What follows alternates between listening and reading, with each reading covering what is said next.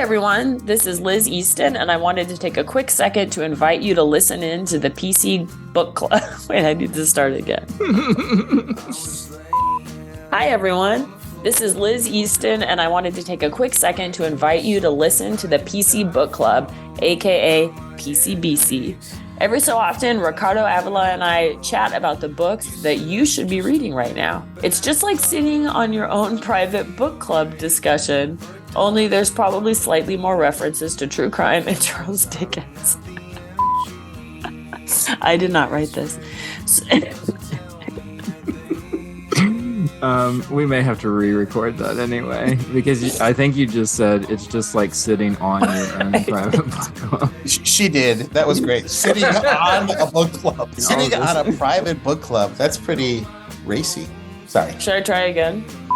It's just like sitting in on your own private book club discussion, only there's probably slightly more references to true crime and Charles Dickens. So if you're looking for the class with an occasional dose of the sass, then check out the PC Book Club right here on the Popping Collars feed. Class and sass. Love it. I was praying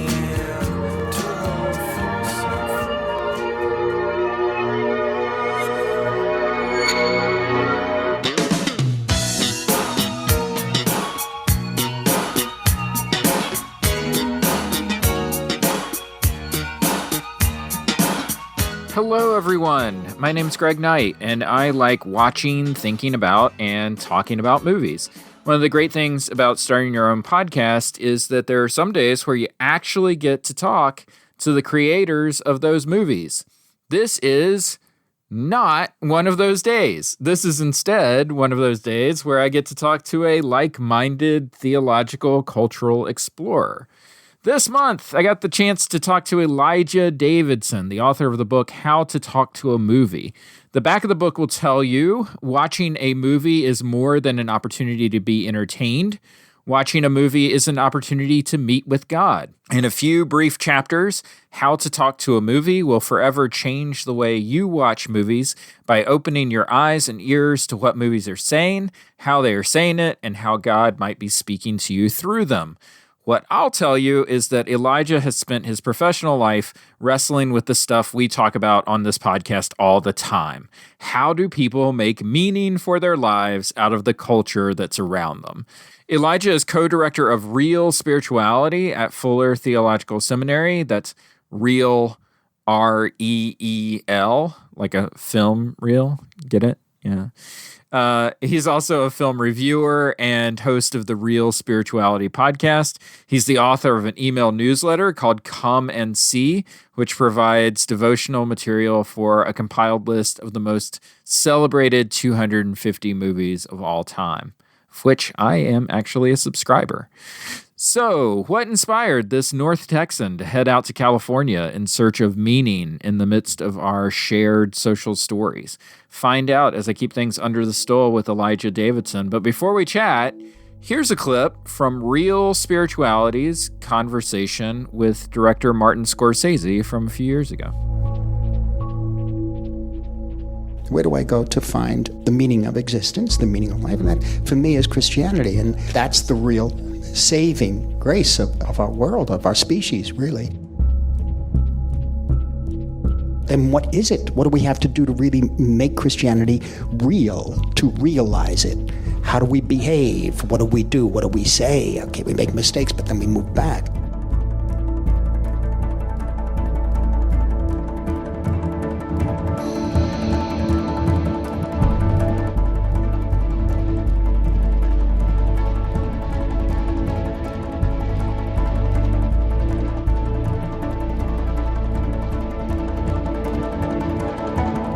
Yet I know the truth is within the behavior of yourself in daily life. I know it has to be there. I mean, there's something about our behavior. I know it sounds small, but it's not easy. It's very hard. But that's where it begins. And that's where we get to the truth of it. And compassion and love. And without that, there won't be any species. So I always start these conversations usually whenever I'm talking to like a creator, like a director or an actor or somebody that's in sort of movies or television, I usually start by asking them, like, what is it that drew them to want to create, to like make art, something like that. But in your case, I'm just curious, like, what led you to want to sort of devote yourself to thinking critically about art, or like theologically about art? Like, what was that thing that happened in your life that made you think, I want to do this? I want to talk about how we make meaning out of these things. It's a good question. I came to, so when I went to seminary, I went to Fuller Seminary, and I went there because I liked popular culture, and I wanted to be able to think theologically about popular culture and kind of engage with those stories and narratives and art that was like speaking to what we cared about as a culture.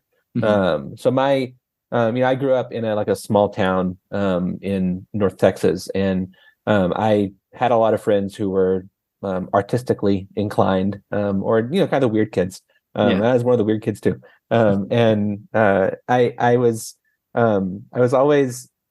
I mean, I loved my friends and I loved myself and our little weird world that we lived in, and I valued the music and the movies and the TV shows and the books and all that kind of stuff that we enjoyed, and I recognized kind of early on that those stories were doing something for us.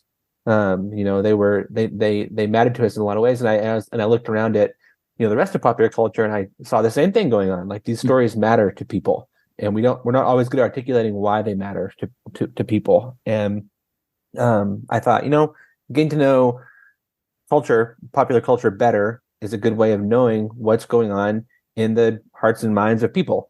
Being able to do that. So I went to seminary to learn how to do that better. And I chose to go to Fuller mainly because I wanted to go to a place where pop culture was being made. So Los Angeles, Fuller's in Pasadena in LA, and I was like, well, it's being made there. It's a good place to go. So there were like a couple of options for seminary for me, but it was like, I'm either going to go to LA or New York because that's where popular culture is made mostly. And so Fuller fit that. And Fuller has long had a theology and film kind of focused wing on stuff. I was more interested in music when I arrived. But I'd always loved movies. I'd grown up watching movies. My parents showed us classic films growing up all the time. They would like say like, oh, you've got to see this, and they'd set us all down to watch Vertigo, or something like that. So I had a good family education on old movies and new movies and all kinds of movies, and got involved in the theology and film thing at Fuller real early on. I was writing like reviews for the student paper and whatnot, and then I was also blogging a lot. I've always been a writer. I've always written something. I've been involved in writing, and I was blogging a lot, and I was working for a department on campus that planned a lot of events, on campus events. And one of the things that the theology and film group does on campus is plan screenings. And so I knew how to run a website, and I knew how to plan an event on campus. So they hired me to help lead the theology and film program for those reasons. We built a new website at the time, and they said, what should we do with this? And I was like, well, we should definitely have film reviews on there, because that's the basic way of interacting with what's going on. And we'll come in contact with filmmakers and all that kind of stuff if we do that. And so I started writing those then and just continued on. I've always felt like my only like real strong sense of calling is just to write. And the thing that's been in front of me to write for the past 15 years or so has been about movies. So I kind of just kept doing it. Yeah. That's cool that you went to seminary with that sort of in mind. The secret origin story of our podcast is that like my co-hosts and I, we stumbled on sort of this idea of pop culture and religion while we were at seminary. So it's kind of like this, like, oh, you can do this. Like, I remember going to like a pop goes religion class and being like, wait, this is seminary? Like, this counts, So it's funny to think of like going with that in mind. Like, was there a particular like movie or well, you said music originally. Is there a particular artist that made you think like, man, I really want to dig into that, and I want to dig into it in a theologically framed way? No, I don't think there was any one Okay. in particular. Yeah, like I said, movies wise, like my parents showed us all kinds of stuff. We watch movies all the time. Like the town I grew up in is like 700 people out in the middle of nowhere, and there's like two things to do in the town. It's like high school sports or stay home and watch movies. Like that's pretty much it. And my dad's a high school coach. And I was never very good at athletics, so I participated like team manager or did things that weren't. I had asthma, so I did things that weren't very hard on my lungs. But mostly I just stayed home and watched movies. And my family loved movies, so we were always talking, like, always watching them and thinking about why they were good and all that kind of stuff. So Yeah. so no in particular like film or artist really. I mean, there are artists I loved and grew up with and like loved, learning more about or whatever, but But you weren't one like a particular. U2 kid. Yeah, you weren't like No. man, I've got to figure out what Bono's doing here or something. No, it wasn't like that. I mean, I was like any typical teenager, like the bands I loved, I was really into, Right. or the musicians I loved, I was really into, but no, it wasn't like there was no like, it was more, I wanted to understand my friends better. I mean, that was really kind of more it. I wanted to understand my friends better and like why they cared about these things that they liked. Like I wanted to know why my friend wore a Korn t-shirt, like that was the kind of thing I was really interested in. Or why is Nirvana a big deal? Like I wanted to know that, and movies too. I was always, we watched a lot, and I wanted to know why they mattered. It's funny though. I did a missions degree at Fuller. I didn't even do a theology and art like degree. I did the intercultural studies program because I figured out that I could take more theology and art classes doing that degree than the other degree. So that was one reason. But also, like I wanted that anthropological lens that they were teaching in the mission school, because all my classmates were thinking of going into missions work in Asia or Africa or somewhere like that. And I was like focused on Western pop culture, like Western culture. I was a little bit of an oddball in the classes, but it was that same kind of lens. How can we understand what's going on? And what can we learn about what we care about? Yeah, that's really good. So I just finished your book, How to Talk to a Movie. And one of the things that I like about that is that just the concept behind the title, right, is that it's a dialogue. It's so frequently we feel like we're receiving the movie, and you even say in the book, like, it's not a question of like, do you like it or not, even though that's kind of like how we start to value things or show value for things, Rotten Tomatoes and all of that stuff. One of the things that I find fascinating whenever religion and pop culture come into contact is that frequently an item in pop culture, it feels more like, thinking from a church background or from a religion background, that we're trying to put morality into something or, put a message into a movie in order for it to have some kind of value, I guess, for us, rather than like exegeting what's happening in this story. Right. So it's like we try to put morals into Taxi Driver rather than sort of saying, what is Paul Schrader really working on here that we can then sort of incorporate into our life, right? So it's a little give and take there, right? Yeah, absolutely. Yeah. I always like to say that, like, Christians often have an expectation that the movie has a point of view they're trying to convince you of, and that kind of sets you up to be like either on defense or antagonistic or something. Like you feel like you have to like fight it or something or whatever. And I mean, there are movies that definitely have a point of view, and they definitely like say something about they're trying to express something about the world as they see it, or about people, whatever. But I think mostly though, like movies in particular are driven by questions that the creators have, and questions they have about themselves, about the world, about God, about culture, about society, whatever. Like they have questions, and like the making of the film is a way to like ask those questions, and sometimes they come to an answer that they want to like share with you, and sometimes they don't. They're just like okay with the question, and like that, like it's like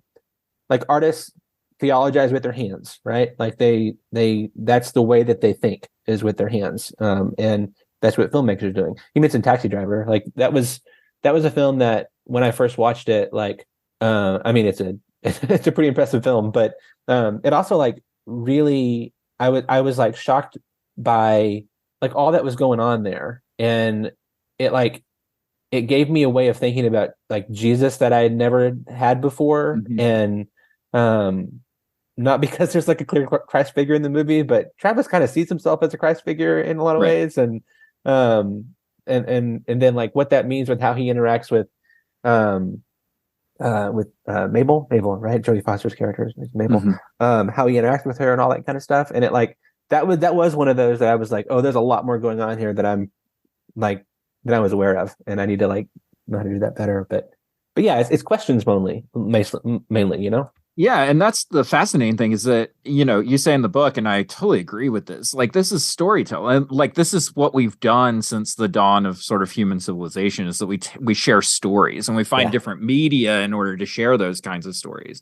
But like the thing about popular culture is that it has sort of this stigma because it's directed towards a mass audience. It has the stigma of sort of being low culture and not high culture, right?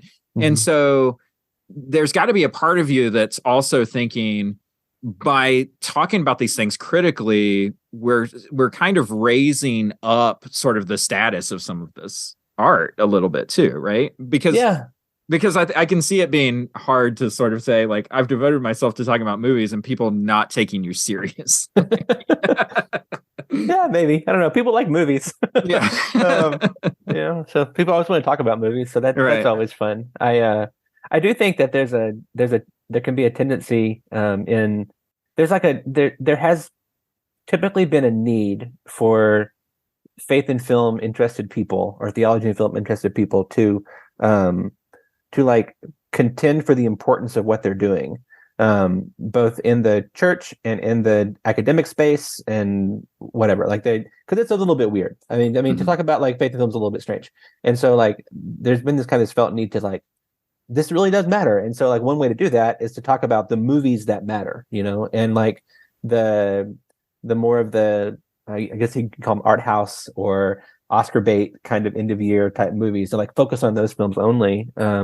And just to say like, because you know those are like a lot of times the themes are a little weightier and a little more obvious in those kind of films, and you know, you're talking about the movies that win Oscars, so they're big deal movies or whatever. But you know, we've always we mean Real Spirituality or Brim Film, like the work that we've done there, like we've always given as much attention to, you know, the blockbuster popcorn movies too, and the animated films, all that kind of stuff, because I mean, out of that same conviction that like these movies are doing something for us, especially the ones that we're all seeing. And so let's talk about the latest Marvel thing in the same space that we're talking about Tar, you know, or whatever. So that actually brings up two like big questions that I would have. And I'm a subscriber to your Come and See email list. So so I get a, you know, and I'll explain this in the opening, but I get a movie a week to kind of like reflect on, have a devotion with, all of that stuff. And it's movies from throughout history, right? It's movies from like the dawn of movie making in the silent era all the way up to Parasite in 2019? Parasite was the last one in the book. Yeah. So, but I mean, that's kind of the thing that I've noticed whenever I've done theology and film classes, is that movies keep getting made, right? And so it's hard to get an education in like movie history because the strand just keeps getting longer and longer. And I always think to myself, okay, so as like a Gen X kid growing up in the 90s,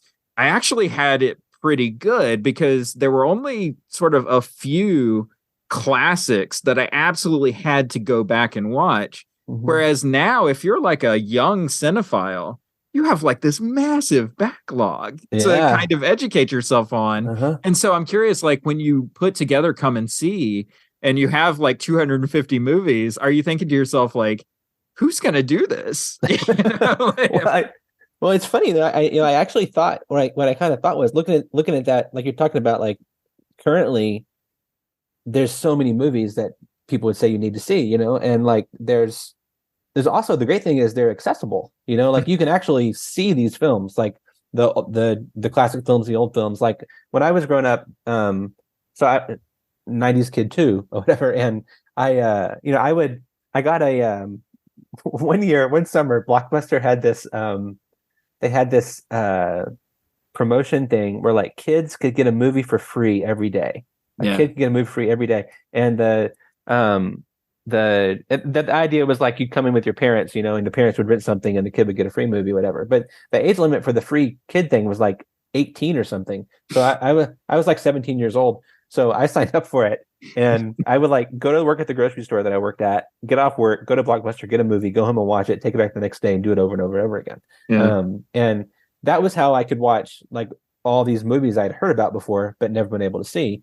And now you can just pull up your Criterion channel or YouTube, and like see this stuff. And so, which is great. It's amazing that this is also accessible. I think that's a big reason why a lot of first-time filmmakers now, their first films are so accomplished, because these like younger filmmakers have grown up with movie studios in their pockets, on their smartphones, and they can see anything, and be inspired by so much. I think it's so cool. But because of that, there's all this stuff. So you need a little bit of help narrowing it down to like, what should you see? Like, what really should you watch? Because you can find endless lists of that or whatever. And I guess Coming Season's another list of that. But I wanted to I took a bunch of lists and I cross-referenced them and shook it out to get down to what was the most common canon that you could kind of get to, and then put all those together in a book. So it was an attempt to kind of focus this like endless smorgasbord of movies, into like, hey, maybe follow this path a little bit. Yeah. The second big question that gets opened up by this idea of what storytelling looks like now is this idea of, are movies sort of the driving unifier that they used to be? So like this idea that you had of like, saying, I just want to know like what it is that my friends are into and what it is that's attracting them, and having these bigger conversations about culture and anthropology and all of that stuff. And as things become more and more fragmented in popular culture, it just makes me wonder, like, are we all seeing the same movies, or are we sort of like creating our own sort of pop spaces? And how do you have broader conversations when everybody's going in different directions? Yeah, that's a good question. It reminds me of something T-Bone Burnett, I think, said. And I don't remember, it was at the Music Hall of Fame or something. I don't remember what the occasion was now, but the quote's always stuck with me. He said, Elvis was the last thing we'll all have in common, is what he said. Meaning that like in music or whatever, like that from that moment on, everything splintered into various interest threads that people were on, and nobody had anything else in common anymore. And I think that's a true part of our life. Like it's a good thing about like this kind of connected world we live in. You can find a trail that you want to go down and go down it. And maybe nobody else is on there with you, but you're probably going to find some people that are, because that's the internet. You'll find some more people on your path, and that's cool. But yeah, it does kind of suggest that like we don't have the same like large cultural touchstones that like previous generations would have had. On the other hand, though, that doesn't really, I don't worry about that as much, because it's all audiovisual storytelling. So maybe like, people play more video games, and video games make more money than movies do these days. And I play some video games, but not a lot of video games, but it's still audiovisual storytelling. TV, movies, that gray area between like streaming and all that kind of stuff, it's still all audiovisual storytelling. TikTok and Instagram, those audiovisual storytelling, like it's all kind of the same. And so I do think that like watching movies, or if that's the way you want to do it, like if that gets you better at understanding audiovisual narratives, great, because when you're talking to somebody at work and the thing that they love is The Last of Us, and you haven't played that, but now you have some audiovisual tools that you can like take things apart or like better understand them, and you can go play it or watch some YouTube videos on it or whatever, and like be better able to converse with them about what they care about. So it's like, on the one hand, there's all this stuff, but it's all kind of a really similar medium. And so if we have those tools, we can use them. Yeah, I feel like, certainly there is like a stratification that's happened in, fandom, where people tend to gravitate to what it is that speaks to them. I also find that different media, it's sort of like bring out different values in people. Like, I'm just thinking of this now because of the Succession like finale that just happened, and it just made me sort of think back, like, what has television looked like over the last 10-15 years? And it's all like bad people doing bad things, and yet movies have been like superheroes and super heroics, and like, it's sort of like, they feel like very different, but also they feel kind of locked in, into their worlds. And it just makes me wonder if we're going to sit with something long form, it's going to have to be something that we can chew on. But if we're just sitting down to something for 2 hours, just give me popcorn and let me zone out, And it's like, so where are the movies like The Taxi Drivers of the world, where you're actually really wrestling with something in that hour and 45-minute window, Like, I don't know.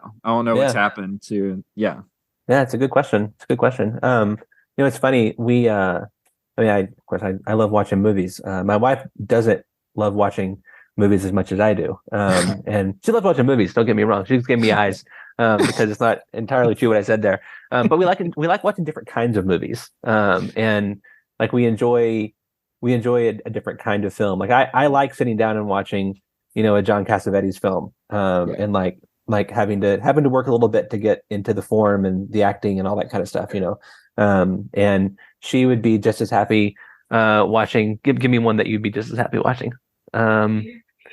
Well, yeah, Beauty and the Beast, You've Got Mail, but you would also you like watching Godzilla or or I don't know, you like historical epics too. So you were happy when we watched Kundun the other day. So you really enjoy that because it's more like historical epic kind of thing. And I think there's and you're not, I'm looking at her as I'm talking. Like you're less, she's less, it's hard to sit down for 2 hours into like a serious drama, especially when you're tired in the evening after a long day. It feels like homework sometimes. Yeah, it's hard. Absolutely. It's hard. And it's a lot easier to watch something that's a little bit more fun, or to watch something that's, even if it has dramatic moments, it's broken up into like smaller bite-sized pieces. So, a 40-minute long TV episode, even if it's like more drama heavy, is easier to process because of the way the story works than like something longer. So, I think it's a lot different taste than what you're used to. I can see how a 2 hour long movie feels like a big commitment from someone, even though they'll sit down and watch 4 back-to-back hours of a streaming show in the same window, So, how the story's put together. Has there been anything like when you've been working on the Come and See project or, doing reviews or something, has there been anything that really sort of surprised you that you were like, I would have never thought to include that movie, and then I went back and rewatched it or watched it for the first time, and I was like, man, it's got to go on the list. Like, yeah, I mean, part of the project was that I didn't actually make the list. I just like shook things down to what the list was, and so there was a lot of it that wasn't my choice. Most of it wasn't my choice. There's a little bit at the end of the 250 where it's like the last 15-20 years or so where I had a little bit more say over what films were in there. I still was basing that off of lists other people had made of like great films from the the century so far or whatever, but I had a little bit more say there. But I was surprised by a lot because I had seen about 150 films in the book before I started it, so I had 100 more to watch. And I'd also not seen some of the ones I had seen. I had never seen them in like historical context. So some of that was really cool and really surprising. So like one of those is like Rocky. I've watched Rocky more times than I could ever count or whatever, but I had never watched Rocky in the midst of watching other 1970s new Hollywood films. And watching it in that context, I was like, oh, this does feel a lot like a lot of these other movies. Like it has a lot of the same aesthetics. You can tell they had a lot of the same like shooting styles, like the on location thing. Like it's a little grittier. It's like real life people. Like you can imagine like Rocky and Travis Bickle interacting with one another because their worlds feel like it's kind of the same world or whatever. And yet it doesn't feel anything like a 1970s movie from the time because it's so much more hopeful. It's so much more like buoyant and hopeful. And I'm like, oh, I totally understand why Rocky wins Best Picture and not Taxi Driver that year, because when everything else you're seeing is something that's so like heavy and the world's messed up and stuff like that, and then you have Rocky, you're like, yeah, I'm voting for that, Yeah. like, so seeing that in context was pretty cool. Another one like similar time frame that surprised me was I've seen Star Wars more times than I could ever count, but watching Star Wars in context was really cool too, and like understanding how what Lucas was doing was that thing that the French New Wave filmmakers were doing. The filmmaker, he loved Godard, and he was riffing on Godard in his early films. So he's trying to do the exact same thing with Star Wars, with Raiders of the Lost Ark, where you take an old genre that you love and then you rework it for now. That's the very French New Wave thing to do, or whatever. Now the thing is, like, it got too popular and it like took over. So it was kind of like it was like all the things the French New Wave said was a problem, like come to full fruition. It like took over the world and took over Lucas's life and all that kind of stuff. Right. But it's interesting to see it as a natural progression, and in a tradition, a movement tradition. Even though now it's hard to think of Star Wars as anything other than Star Wars and whatever. So, right. Well, it becomes like its own thing. Yeah, it becomes like I often wonder, like, what would happen if like the Planet of the Apes series were the Star Wars series, where it's like, I mean, because it could have gone that way. Yeah. Like people could have made meaning out of like what was going on there, They could have. And I mean, Planet of the Apes is a good example of the kind of thing that like the movies that I didn't get to include in the book because I didn't make the list, because like Planet of the Apes is incredible. Like it's an absolutely amazing movie. And I would put it on my list of 250 most important films of all time, but it's not my list. And there's a handful like that that I really wish were in there that aren't. But again, I was trying to. There had not been a theology in film or Christian interaction with the canon of cinema in this way, and so I really wanted. I wanted to take what these filmmakers and film scholars and film critics from across time have said. These are the movies that have shaped what cinema is. I wanted to look at those with that faith in film, theology in film lens, and see what was there. So, I just what that reminds me of, and when you use the word canon, was what sort of made me think of it was, that's a word that has shown up in Star Wars fandom a lot lately, especially after Disney purchased the property, with this idea of like what from the old 90s like and 2000s novels or old like comic books are canon, right, and which ones are not. And this idea that we insert religious language into how we talk about popular culture now, it's fascinating how people have just slipped into that.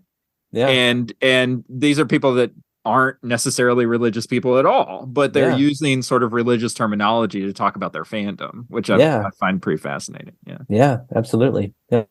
And so we go to church, sometimes we go to the movies to find meaning and understand our place in the world. So yeah, makes sense.